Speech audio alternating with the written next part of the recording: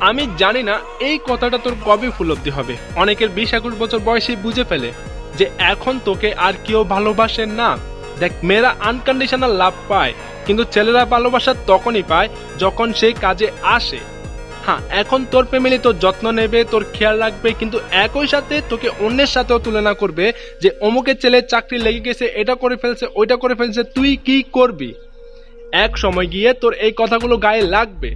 কিন্তু সত্যি এটাই, যদি আজ তুই নিজের উপর কাজ না করিস, নিজেকে তৈরি করার পিছে মনোযোগ না দিস, তাহলে একদিন সবাই দূরে চলে যাবে, সেটা হোক তোর ফ্রেন্ড বা কোনো মেয়ে। আর তোর ফ্যামিলি বা কতদিনই বলবে।